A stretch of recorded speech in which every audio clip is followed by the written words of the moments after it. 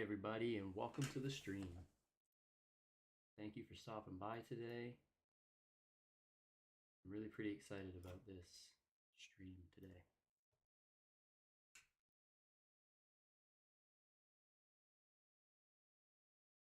Okay, so first of all,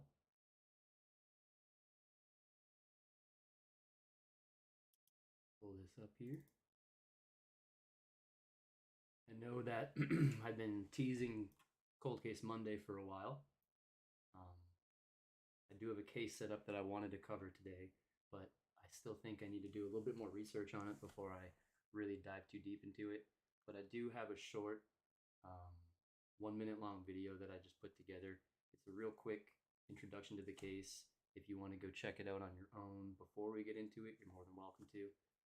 But let's give that a play really quickly. There's quite a few persons of interest that we think have intimate information about this case that, for one reason or another, we feel like haven't shared all that they know. I think it's fear. I think they fear whoever did this. And there's people out there that know what happened and say nothing. They probably have kids of their own right now. What if this happens to one of your kids? You gonna want somebody to say something? Wait 22 years and tell me how you feel. This is a really sad case. Oh, I'm quiet here. I did boost my microphone a little bit. Hold on a second.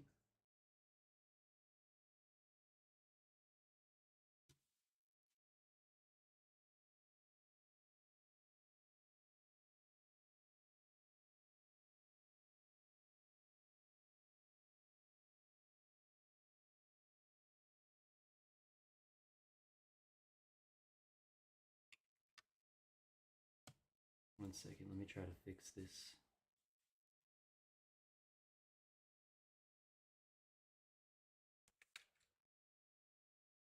How about this? Is this better?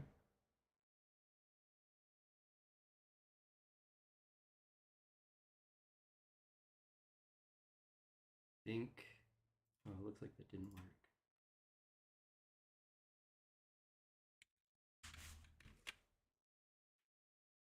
How about now? Yeah? Okay, cool.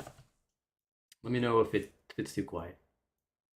So anyway, this case, it's like it said, it's been 22 years since this crime happened, and it happened very near to my hometown, so I've known about it my whole life. But I was around 10 years old um, when this case occurred, and I never really looked into it as an adult.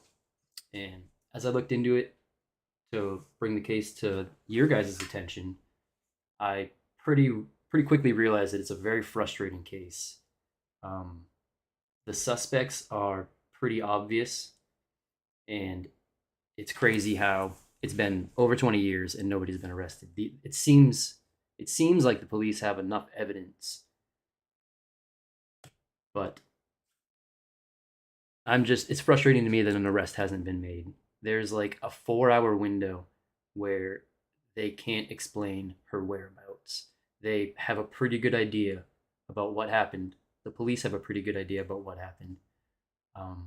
They did just reopen the case last year. I did submit a Freedom of Information Act, but I know from researching it in my own time that the police have remained pretty tight-lipped about this case. They don't really give comments too often, so I don't expect to get much from the Freedom of Information Act. So anyway, I have like 40 different articles in my local newspaper that they aren't digitalized. So I have to actually go to the library and look at the articles, but I'd really like to get a little bit more information before I bring the case up with you guys, because if you're anything like me, you're also going to be pretty frustrated with the results of this case. And again, we can't blame law enforcement. We see it all the time, even in the cases that are out there today. These kinds of things are hard to solve, especially when people don't talk. And that happens to be the case in Ashley's case, is that the police believe there are people out there who know what happened that night, aside from the suspect. Okay, I'm gonna try really hard to avoid names when we do cover the case. It's going to be kind of tough because a lot of the interviews that the family has given, they flat out accuse people by name in the public. So I'll do my best to avoid names in this case, but if you guys want, go check it out. It's an interesting case. We will be covering it in more detail some point soon. So on to jury duty. Hey Mankus, glad to see you here today. Hopefully you don't fall asleep while you're watching. Okay, so jury duty. Normally, the jury in a case doesn't, they go out of their way to find people who don't know anything about the case. All right? But I think for us, I'd like to at least know the brief details of the case. We're not going to do any deep dives here. We're just going to watch a couple of news videos. One just detailing the case, one of them some defense attorneys talking, and then maybe we'll get into this one, but at the very least I'd like to watch the first two. So I'm going to go ahead for, maybe we won't watch the whole video, but for a few minutes I'm just going to let this play. Dunbar, former officer Aaron Dean, arrested around 6 o'clock this evening. He was booked into the Tarrant County Jail on a murder charge. And then after a judge set a $200,000 bond late tonight, our understanding is he has bonded out now. Live team coverage with CBS 11's Caroline Vandergriff getting reaction in the neighborhood where Jefferson was shot and killed. But we're going to begin tonight with Andrea Lucia. What can you tell us first about the arrest of the former officer tonight? Well, Doug, in all, he spent less than 4 hours behind bars. During that time, the Fort Worth Police Department did have a very short press conference to confirm that the arrest had taken place. They would not give details of the arrest. They would not answer questions.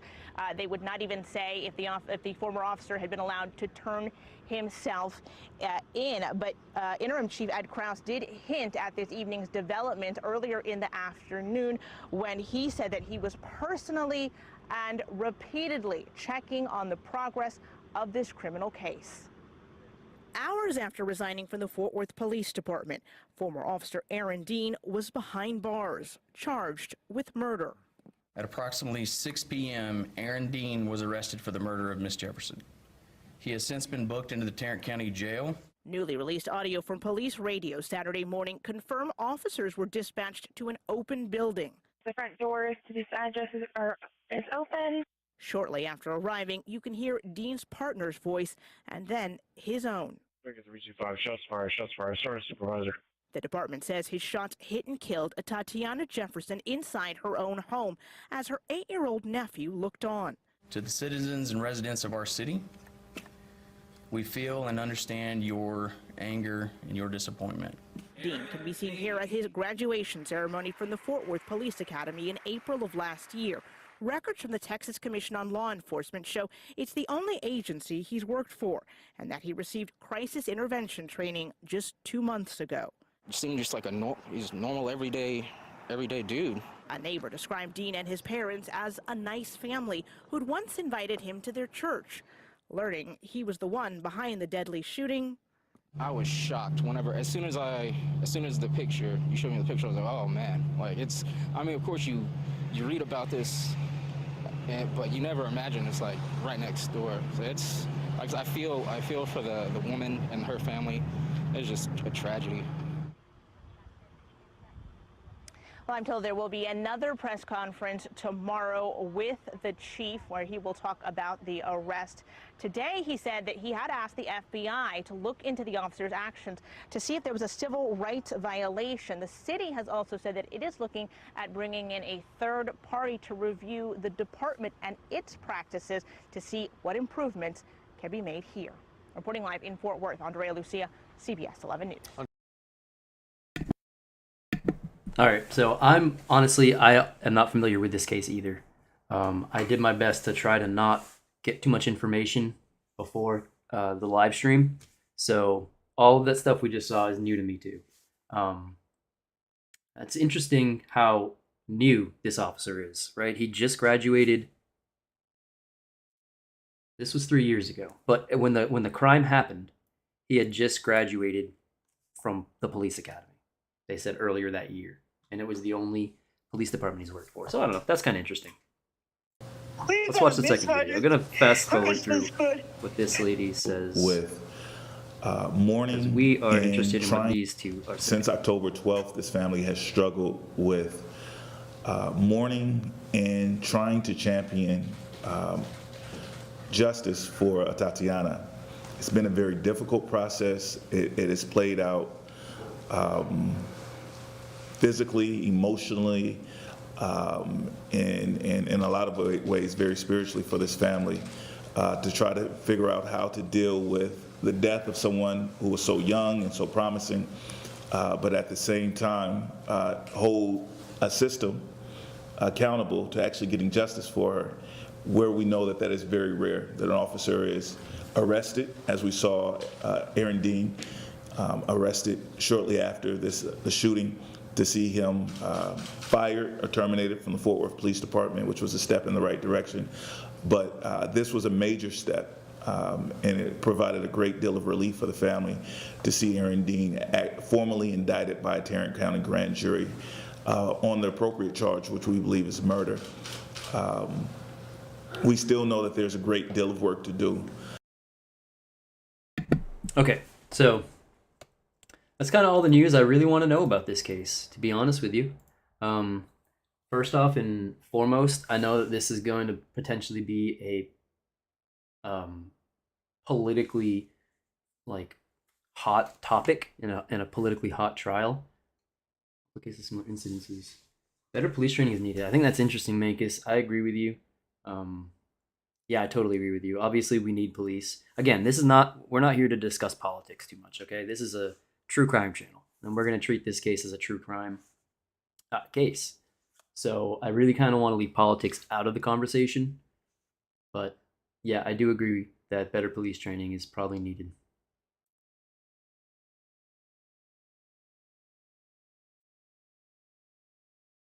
All right, so this trial started earlier today. It was streamed live.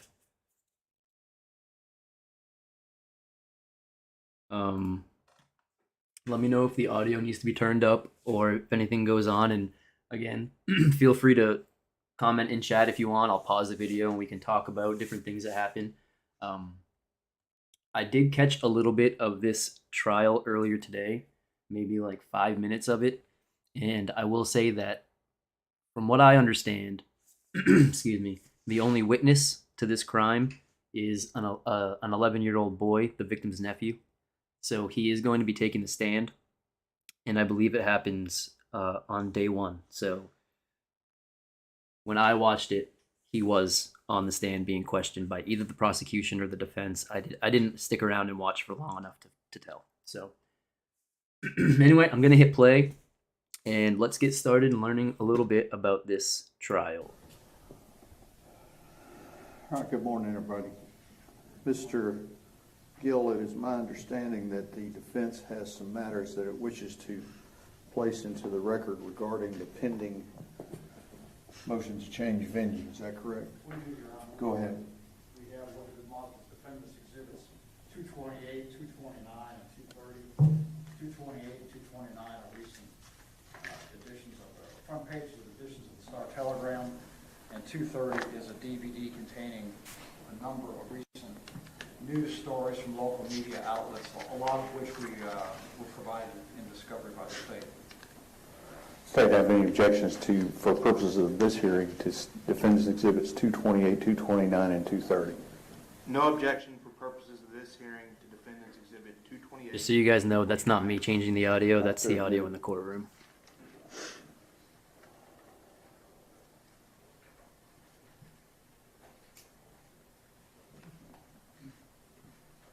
I think maybe we're going to watch it on 1.25 speed.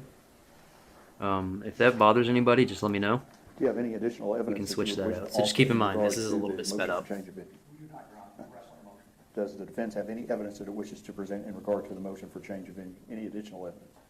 No additional evidence, Your Honor. The state would, the main evidence the state has would be the panel's response during voir dire last week.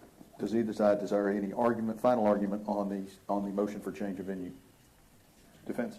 We can brief the judge, we waive our right to open, reserve our right to close. Mr. Smith? And I have the state's bench brief that was furnished to me previously. Oh, good morning. Good morning, Your Honor. Just briefly, as you mentioned, the state filed a bench brief, just to highlight some of the points in that. The defense has a heavy burden in a change of venue motion to either establish that the prejudice in the community was pervasive, prejudicial, or inflammatory, or under the second prong, that there was a coercive government force that would influence the ability to have a fair trial in this county. Briefly touching on the pervasiveness of the prejudice, or of the media, most coverage of this case was in the immediate aftermath of the offense. Since the offense, the coverage has been near case updates and included the original information that was provided in that original coverage. Additionally, there's been no indication of the viewership of the vast majority of the media coverage that the defense has offered into evidence. There's been Star Telegram circulation numbers, but we have seen the evidence has been from other news sources and things like that, with no indication of viewership. And without that, there's no way to know how many people in the community have actually viewed that. And most importantly, I've always wondered how those stenographers can keep up with what people are saying so quickly. Truly showed that the pervasiveness of the media attention in the county is not as high as the trends would make it seem. When we compare the numbers of the denial panel that had heard of this case to those in other cases, specifically the Gonzalez case, which was cited in the state's brief, 57% of the denial panel had heard of this case before, which is really in line with Gonzalez. The Court of Criminal Appeals noted cases with 67%, 63%, 61%, and 81% of the She does have a sweet chair, dude. Very in line with what we have in our case, in fact, even more so. And out of that 57, Mankus could fall asleep in that chair. that number is even a little high. Of those, of the denials dismissed based on their exposure to pretrial media, and it's within this court's discretion to believe the jurors' assurances out of those who were questioned regarding their pretrial media exposure that they did not have preconceived beliefs or beliefs that they could not set aside in rendering a verdict in this case. Based on just the number of the denier in this case and the media, the evidence just does not demonstrate that pretrial media publicity has been. This is interesting because it's happening in the Delphi case that they're asking for a change of venue too. So it's kind of interesting to see a hearing on that happen right now. An objective that goes against a finding of prejudicial and inflammatory, and that's largely what we have in this case. The media coverage of this case has been just that, accurate and objective, reporting on the facts of what happened. Would you say that about the Delphi case, that the media coverage has been objective and fair? Although the body camera has been released to the media, that is evidence that the jury is going to see. Case law, as mentioned in our bench brief, supports the fact that when it is evidence that is going to be presented and it's done in an objective, accurate manner, then that weighs against finding that this is inflammatory. The media attention in this case has not been pervasive, has not been prejudicial, and has not been inflammatory. The law does not require that jurors be completely blind to the fact that this offense occurred, merely that they be fair, and that's what our denial panel showed that they are going to be able to do. So we would ask the court deny the change of venue. I agree, Deke. Prejudice of the media from. In regard to the dangerous combination, which was raised in the supplemental bench brief, You have those outliers that are. that we cited in our bench brief. Hi, Brenda. Similar to the facts of this case. But yeah, you have those media sources that are maybe not as responsible, but luckily it seems that they're not as popular as some of the true crime channels that cover things fairly and give the facts. Again, to show a coercive force that could influence the proceedings and the right to a fair trial. When comments of community leaders are made in the immediate aftermath of the offense, it is not likely that they are acting to impede the fair trial, and that's what happened in this case. Again, like the Ricer case, community leaders spoke out about the offense, but there's no evidence of how those comments by the community leaders influenced the community as a whole, and as was demonstrated during voir dire and being able to select a jury in this case, there's no evidence that it would impeded the defendant's right to a fair trial. So we would ask that the court deny the change of venue on a dangerous combination grounds as well. Thank you, ma'am. Mr. Gill, response. Your Honor, thank you. First of all, I have two major disagreements with what the state just told me. Number one, the majority of the publicity of this case did not occur at or around the time of the event. The coverage has been steady and pervasive throughout the 3 years this case has been pending. Every single event that has occurred at this courthouse has been widely covered and widely publicized, including routine court settings, including the change of venue motion and testimony itself, up to and including last week with the death of Mr. Lane and the beginning of jury selection. All of those matters have been widely publicized and widely distributed around Tarrant County. We presented you the Star Telegram circulation figures. We also presented circulation and viewership figures for KTVB, Channel 11, that shows the number of households that are reached by their news broadcasts. We were stonewalled by the other media outlets in Tarrant County to get that information, but you can also see from the pervasive nature of what the actual Benaire members in this case saw, that the coverage has been pervasive. And in fact, there's been a previous finding in this case that the coverage was both pervasive and prejudicial. That finding was made by Judge Hagerman last summer, even before the recent news coverage, the recent spate of news coverage. Also, the coverage has not been accurate, and the coverage has not been objective. And that goes to the inflammatory nature of the publicity in this case. It's been inflammatory and it's been prejudicial because most of the news coverage has been inaccurate. Most of the news coverage has said that Aaron Dean went out to this home on a welfare check, which is absolutely and totally wrong. The news coverage has had the mayor and other leaders of Fort Worth standing up in front of them, which have been, these news conferences have been shown time and time again, saying that the weapon possessed by the complainant in this case was irrelevant, and they don't know why that is any part of this case, which is going to be a major part of the case. There are a lot of other factual inaccuracies that we see as we go through the coverage in this case, and you will see, and you have seen when you've reviewed all the news coverage that's been introduced by the defense in this case. The news coverage has also been extremely emotional and presented from the standpoint of the complainant. It's all been about the family waiting for their day in court. And I'm not saying any of this is wrong, but that's how the coverage has been. The coverage has always been told from that standpoint, about the community standpoint, about justice for Tatiana. It's been drilled into the heads of the Benaire that way. And I'll admit, both sides are bringing up some good arguments. And emphasized. It was a white officer that shot an African-American female. And all of this is presented time and time and time again until it's become a theme and a mantra of all this coverage that has continued until this very day. Basically saying, although the media coverage was fair and objective, basically the phrasing they use, like justice for Tatiana, and the fact that they're making it a racial thing, is almost like insinuating guilt. It's interesting. The mayor and the chief of police have taken what they knew to be the truth and twisted it and made a presentation to the public that is different from what they knew the truth to be. And that has all worked to the detriment of Aaron Dean. And that is dangerous, and it's a combination of individuals that did that. A combination of influential persons. There is no one more influential in the city of Fort Worth than the mayor of Fort Worth and the chief of police of Fort Worth and the councilman of the city of Fort Worth. And we also presented you testimony that the district attorney was involved in making sure this case got moved along, and that the case was presented in the light shown by the mayor and the chief of police. So the coverage has been inflammatory in that regard. It's been inflammatory on the racial and the factual inaccuracies that have been presented to the public.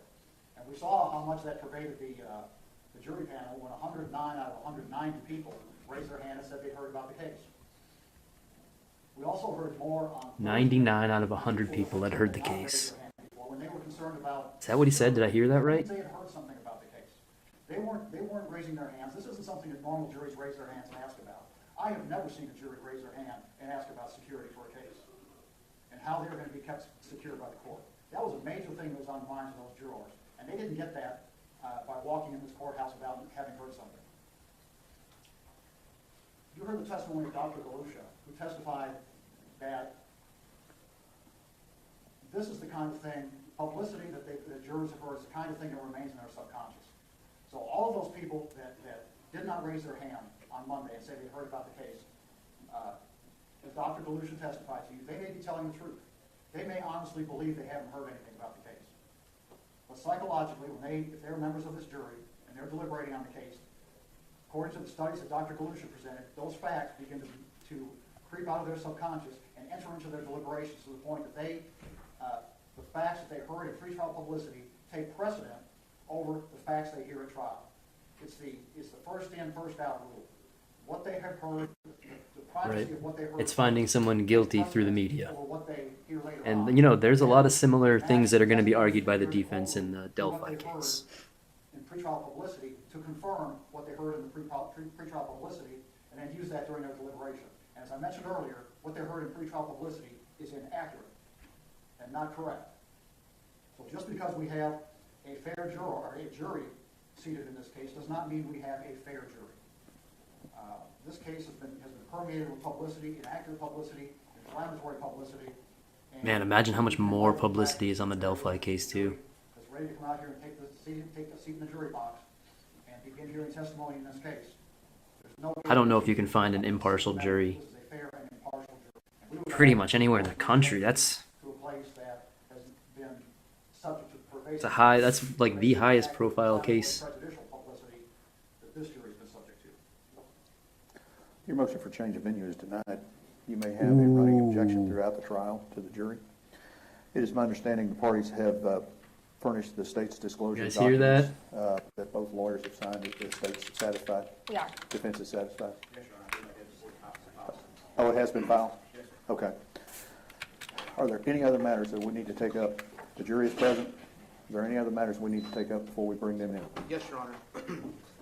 The state would just like to put on the record that the court doors were open at approximately 8:30, I believe, between 8:30 and 9 o'clock this morning, and that the doors were open for anyone that stood in line to come in. There was the public, the gallery is full, so obviously it is an open court. And for the record, Your Honor, how many courts is this?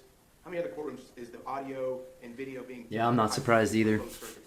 There is a courtroom next door. I think it takes some pretty Receiving a live feed. It is open significant to the circumstances to change the public. In addition venue. to that, there is a second. And it sets a good courtroom precedent across for the hall Delphi case that is too, right? available for the media folks. It is also open to the public, but it looks like Mission Control in Houston when you walk in there, so.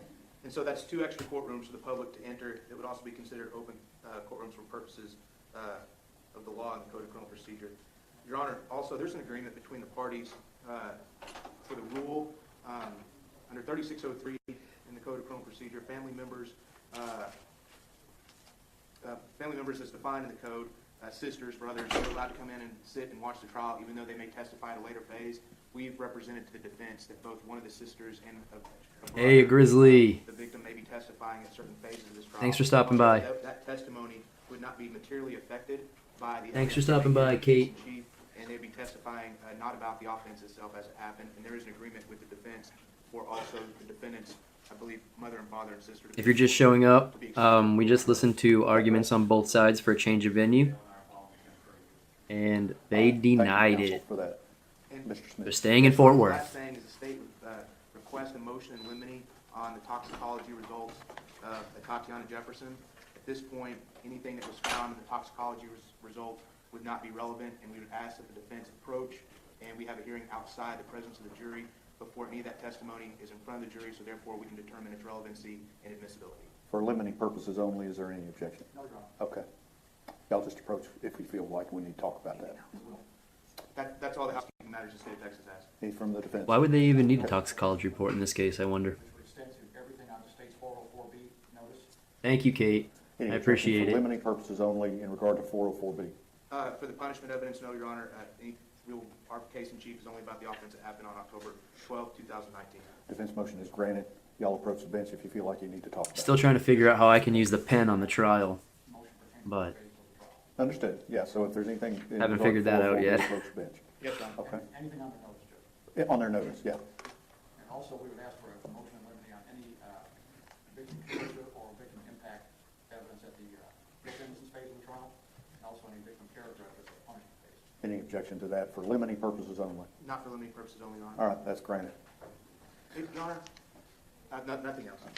Ms. Ford, will you be staying with us or are you leaving? I believe counsel table. The only reason I ask is we were going to have to figure out how to get folks in. If you would return your chair over to the jury box. And thank you, I appreciate your remark. Thank you, Your Honor. Both sides ready for the jury? State's ready. Defense is ready. Karen? man, the fact that they denied the change of venue, I really hope that they get to try the Delphi case in Delphi. I think it's much more high profile than this, so I assume they're going to approve the change of venue, considering the massive amount of media coverage.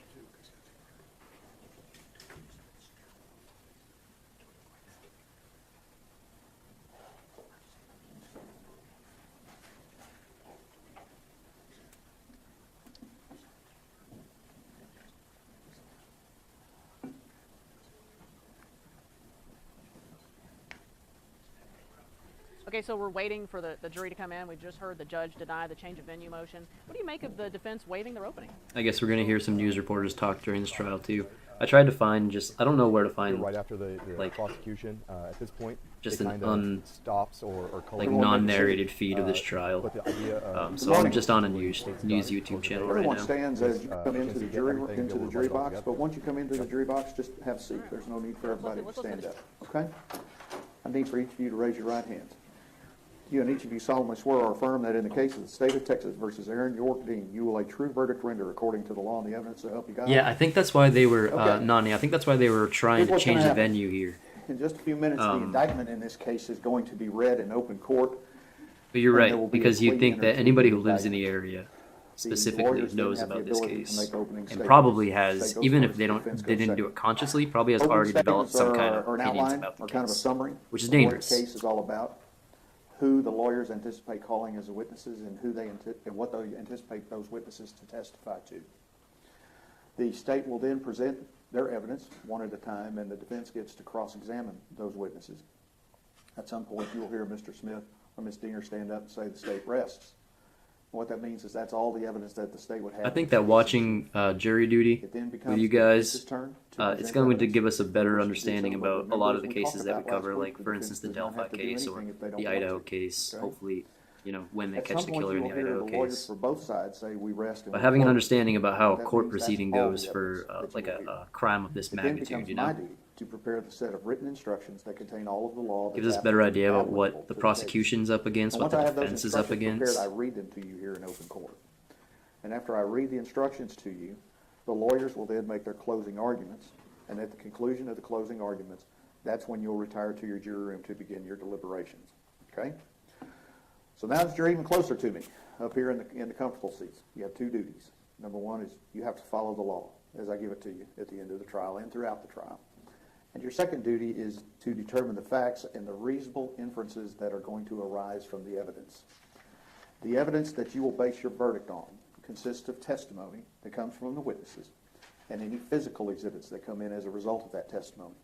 Things that you can see, things that you can touch, articles of clothing, photographs, videos, things like that. The admission of that evidence is governed by rules of law, and that's where I get involved. I'm hearing the evidence for the first time just as you are. And so from time to time, I may have to ask you to step out, and I exclude you while I determine whether or not evidence is legally admissible for your purpose, while I'm doing my job, just as you will exclude me once you begin doing your job. I'm not allowed to be in the jury room with you during your jury deliberations. Okay? From time to time, the lawyers may make objections throughout the trial, and the purpose of the objections is the lawyers are asking me to rule on a particular rule of law that they feel that may have been violated. And you're not to concern yourself with how I rule on those objections unless I turn and give you a specific instruction, and you will know when that happens. The opening statements and closing arguments of the lawyers are intended to help you, if they do, in understanding the evidence and applying the law. But what the lawyers say is not evidence. The evidence that you base your verdict on will come from the witness stand and not from the lawyers. You must not be influenced in any degree by any personal feeling of sympathy for or prejudice against. The state or the defense in this case for each is entitled to the same fair and impartial consideration. In other words, you're to call it as you see it. Okay? You're not allowed to discuss the case amongst yourselves until you have begun your deliberations. Okay? But you're going to be spending a lot of time with your 13 new friends. Okay? And the law does envision that you're going to talk and get to know each other. All right? But once you have begun your deliberations, it is improper for you to try and influence your deliberations. I thought there was 12 jurors. Did he just say there was 14 jurors?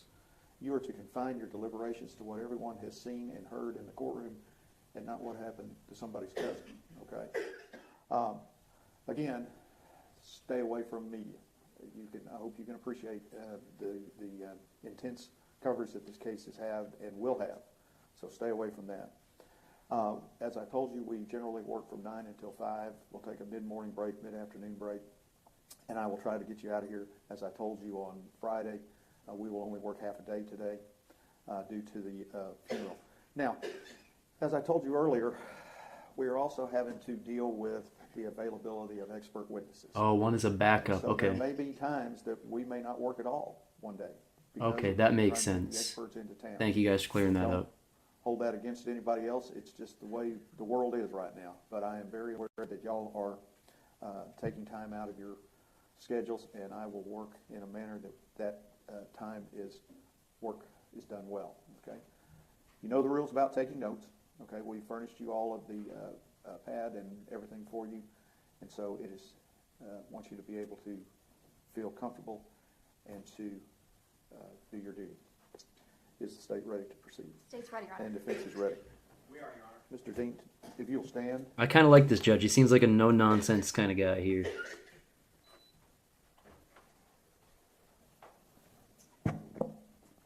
Style of the State of Texas versus Aaron York Dean. Indictment number 1616871D. In the name and by the authority of the State of Texas, grand jurors of Tarrant County, Texas, duly elected, tried, impaneled, sworn, and charged to inquire of offenses committed in Tarrant County in the State of Texas, upon their oaths do present in and to the 372nd District Court of the said county that Aaron York Dean, hereinafter called defendant, on or about the 12th day of October 2019, in the county of Tarrant, State of Texas. Hey, Ditch. Welcome back. Glad you can make it tonight. Or knowingly caused the death of an individual, Tatiana Jefferson, by shooting at Tatiana with a deadly weapon, to wit, a firearm. Paragraph 2. And it is further presented in and to said court that on or about the 12th day of October 2019, the defendant in Tarrant County, Texas, did intentionally, with intent to cause serious bodily injury to Tatiana Jefferson, commit an act clearly dangerous to human life, namely, shooting at Tatiana Jefferson with a deadly weapon, to wit, a firearm. We're all going to be pros if we get called in for jury duty. Signed form of the grand jury. Was the piece that did with the state. Mr. Dean, to this charge, you may plead guilty or not guilty. What is your plea? Not guilty, Your Honor. Thank you, sir. You may be seated. Does the state wish to make an opening statement? We do, Your Honor. Ms. Dean? Okay. Give me your record.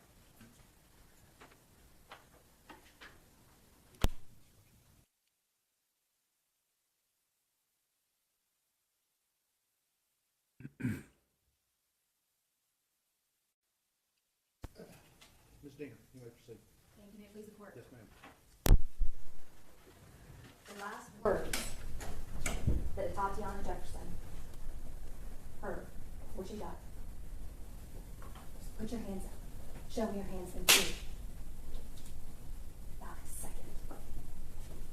And you're going to hear that after those things were yelled at her, the bullet went through her back bedroom window, That's interesting. I've never been called in, Kate. through her heart. She fell down, face down. And you guys are going to have an opportunity to see and hear exactly what happened next. She says, "Oh my God."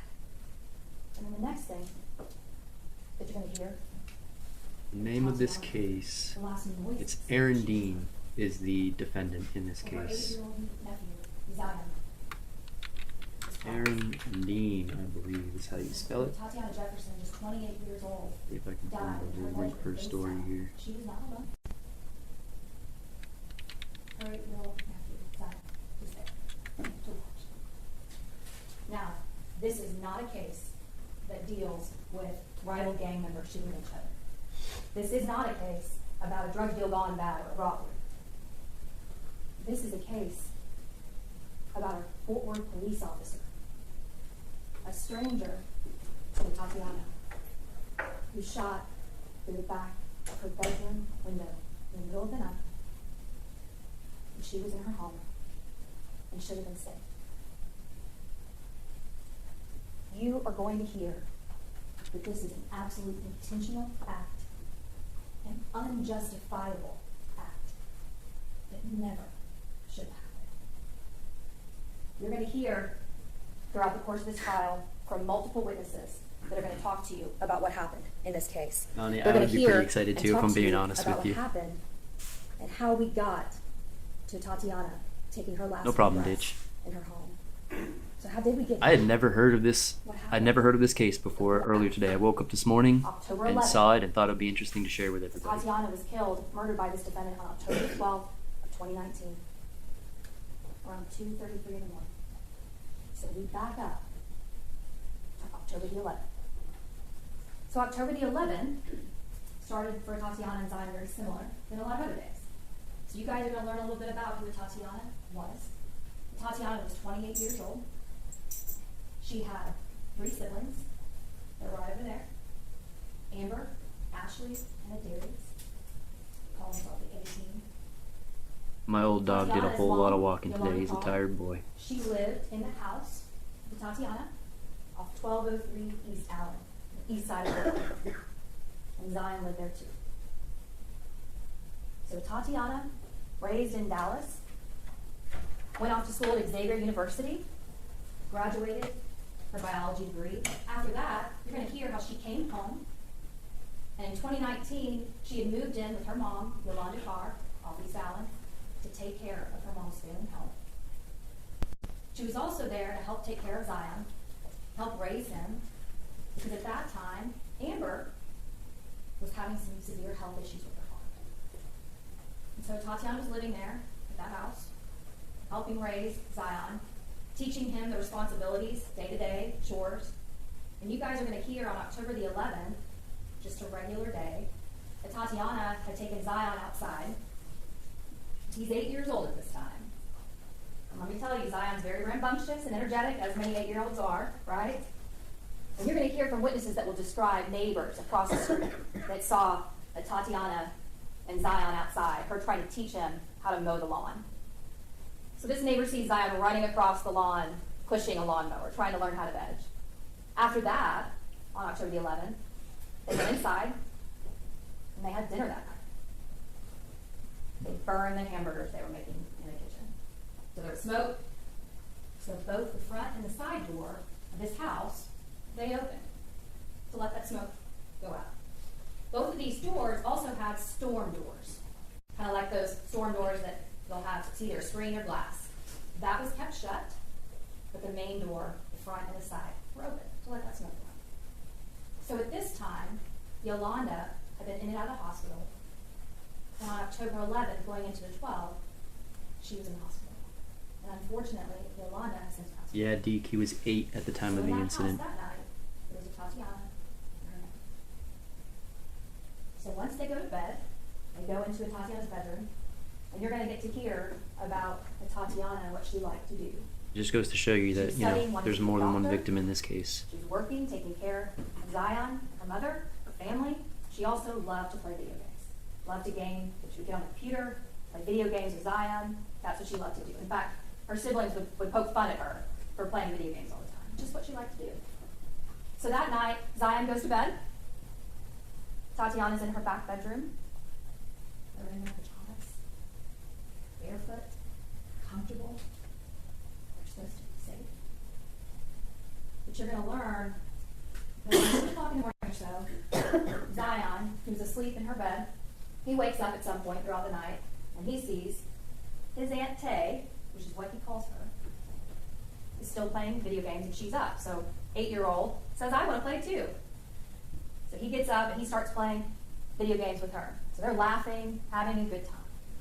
Tatiana and Zion had no idea what was coming. They had no idea that across the street, James Smith, a neighbor, had called the non-emergency number to Fort Worth because he saw and noticed those 2 doors were open. That front door and that side door were wide open. Lights are all on in the house. Both cars are in the garage or in the driveway. But that's unusual for those doors to just be wide open. It's a dark, really cold night.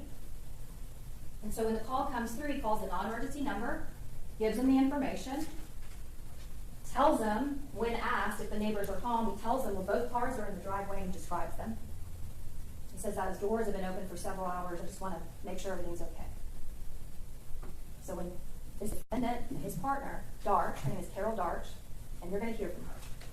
Carol Darch and his defendant go in their patrol cars, 2 separate patrol cars, show up around the East Allen area.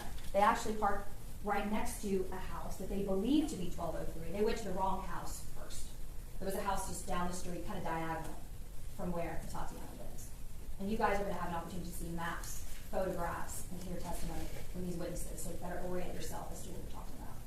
So they park next to this house on the side, and then no lights, no sirens. They then go across the street, and unbeknownst to them, James Smith, that neighbor who had called, and his family were all sitting outside on the stoop, making sure everything was okay. Because they knew this house has a woman by herself and a young child. And the one thing you're going to learn about James Smith is he and his family own multiple houses on this street of East Allen. And East Allen's a little bit of a niche inside of the East Side. East Allen, the 1200 block where Tatiana and her family lived, across the street, there are multiple houses, and those all belong to James Smith and his family. Right next door to Tatiana is an old church or mosque. Okay? There's no other houses right next to her. To her left, if you look at the house to the right, if you're coming outside the house to the left, you guys are going to see a very big lot, an open lot. Okay? So James Smith is the kind of neighbor that we all want. He's the kind of neighbor that pays attention, looks out for us. James Smith has lived in this area, and y'all will hear from him and learn this for 60 years. He's kind of like the mayor of this particular street, right? He's the guy that tells you your package is on the front door. He's the guy that watches out and knows everything about it. Thank you for stopping by, Kate. I'm sure I'll see you next time. He's like the guardian of that particular area. Yeah, Ditch, I hear you there. As we get older, we just got to kind of look back at our past and try to do better. So he's outside along with his other family members that live in all these houses, and they're watching. They're waiting for the police to show up and pull up and check. But they don't ever see a patrol car go to the front. They don't ever see lights. They don't ever hear anyone identify themselves. What they see is two figures go diagonally across the street, go up to the front door, peer inside, go to the side door, peer inside. And you guys are going to see they don't announce. They don't knock.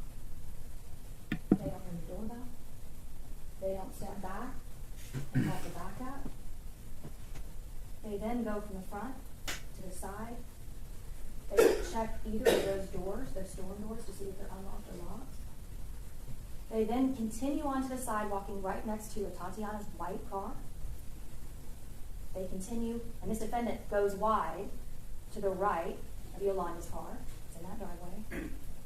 Darch, his partner, goes between the car, the dark car, and the house. And there's a bicycle right there.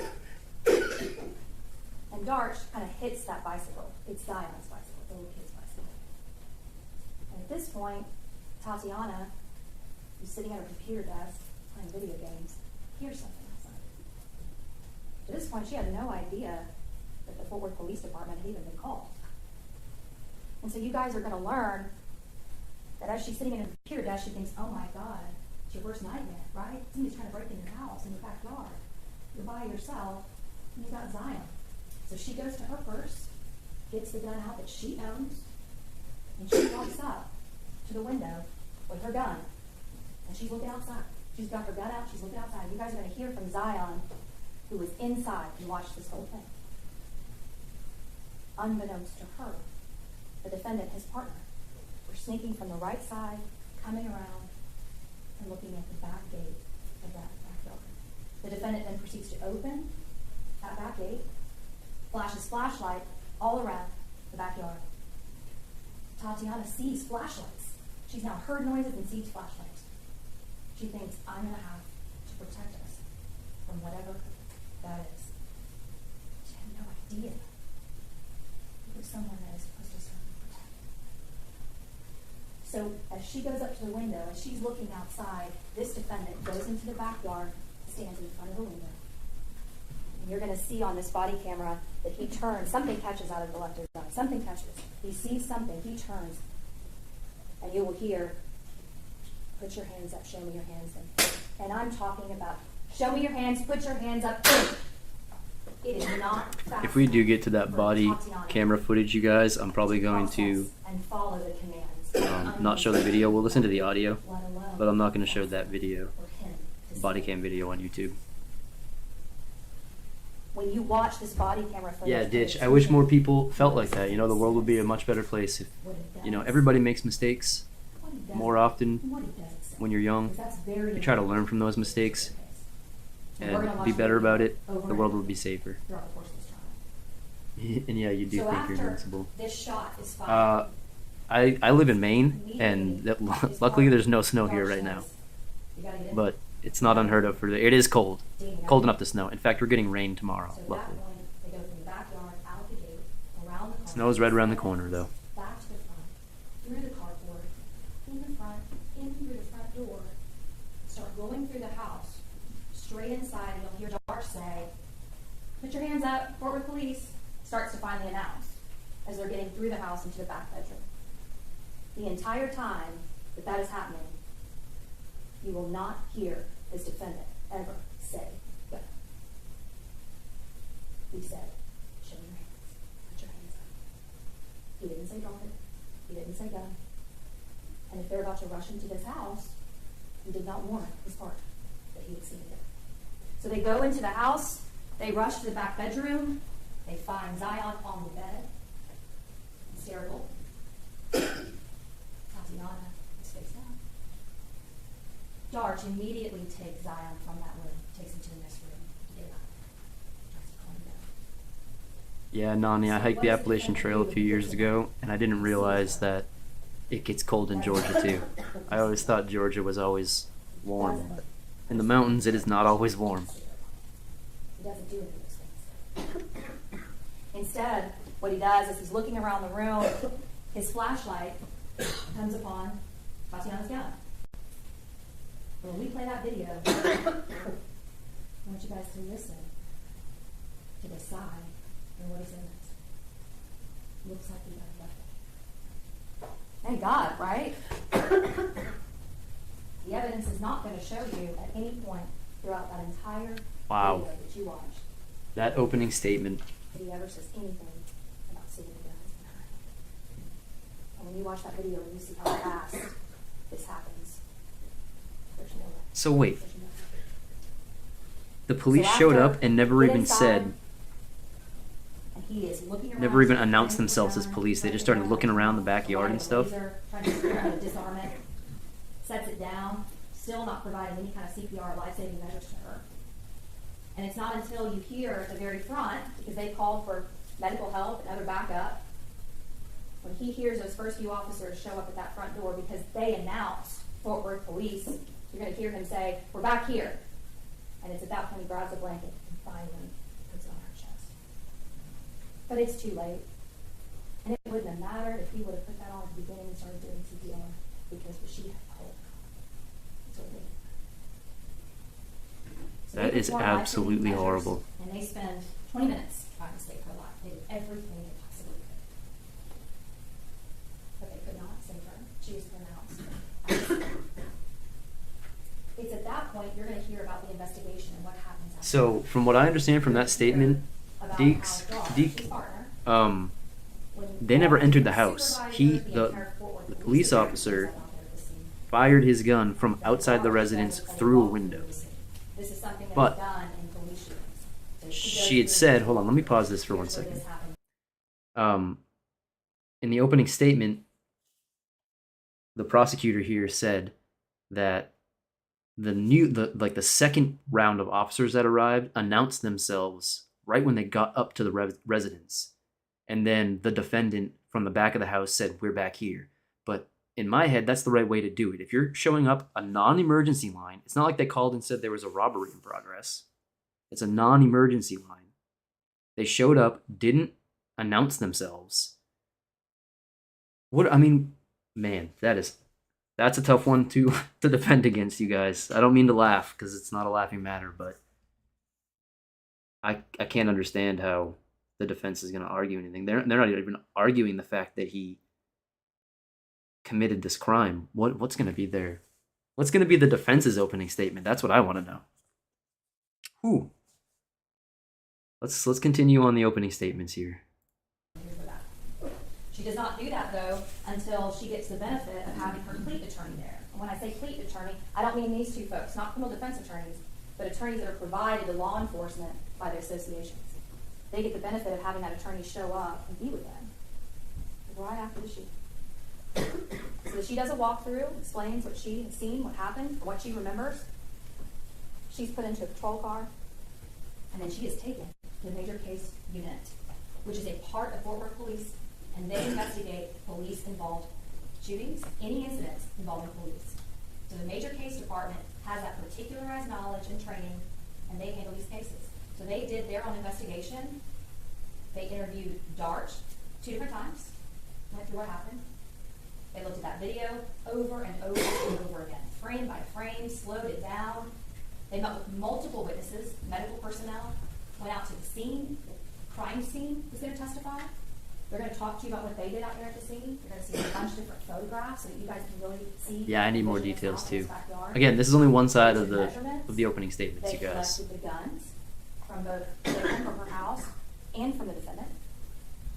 And you're going to hear that after Major Case interviewed all Oh, of I'm those already out of witnesses, coffee. That's not reviewed good. the 911 call, the video, looked at all the photographs, were out there at the scene, that they determined that there was sufficient probable cause for an arrest warrant affidavit to be given to a felony district judge, just like this judge. And that judge signed an arrest warrant for this defendant to be arrested for murder. At the conclusion of this case, after you hear all of the witnesses that are going to testify, you listen to that 911 call, you look at those photographs, you watch that video as many times as you need to. Thank God you have it. After you look at all of the evidence in this case, you will be sure, beyond a reasonable doubt, that this is murder. You're going to know that this is not self-defense. This is not a circumstance where you're staring at the barrel of a gun and he had to defend himself against that person or to protect against his partner. The evidence will support he did not see the gun in her hand. This is not a justification. This is not a self-defense case. This is murder. Your home is supposed to be the one place on earth that you get to go to be safe. To seek All he had to do was announce that the police were to seek there, refuge. knock on the front door, But for Tatiana Jefferson, her home and was say not police. her refuge. It was not her sanctuary or her safe place. It was her I think this comes down to what Mankus said earlier about police training. Like, it seems to me, and again, this is really early in the details to be So we're going to ask you thinking too deeply about it, but he had just graduated from the police academy earlier that year. And it's the only police department he had ever worked for. Deal, Mr. Brissett, do you wish to make an opening statement or reserve the rest? We do, Your Honor. Okay, we get the defense's opening statement. Yes, sir. Ms. Diener. This is interesting. I want to hear this. R. Jefferson family. Members of the jury. On the night of October 11th, my friend, Aaron Dean, never thought he'd be putting on his Fort Worth police uniform for the last time. Nor did he ever think he'd be here today before you with the charge of murder. He started his shift like he did every other Friday night when he was working. He's a young officer working the deep night shift. You're in the middle of jury selection, Check it in a little Christopher? 7 o'clock hour. That's interesting. We were just talking about how, During the middle you of know, the shift, he's I'd almost be kind of excited to be on jury all that we're duty. here to talk about today. And as he goes through that call, he gets to the backyard. And as soon as he and his partner go in the backyard, they're immediately presented with a situation that they have to deal with. As soon as Aaron enters the backyard, he sees a silhouette in the window. Aaron sees that silhouette in the window, and that silhouette has a firearm. That silhouette has a firearm with a green laser mounted on the front rail of that firearm, pointed directly at Aaron, closer than me to you to the window. Aaron has an air conditioning unit to his right, a gate and obstruction of a fence to his left, and his partner is butt cheek to butt cheek behind him. He has no place to go. He takes a half a step back, gives the commands, as part of training, draws his weapon for the first and only time right then, and fires one shot. And tragically, Tatiana Jefferson is killed as a result of that. How did he get there? That's the question. And remember from voir dire, we start having to talk about the calculousness of reasonableness in this case. For that's what we're really talking about. Was it reasonable for Aaron to do what he did? That's the test for police officers when they use deadly force. It's an officer's worst nightmare around the world to have to draw their weapon and use it in defense of not only themselves. No, are we getting buffering issues here? So we have to start looking at what Aaron knew at the time. What did he know at the time? What data? I'm going to pause the video because it looks like we're getting some buffering issues on the stream, maybe.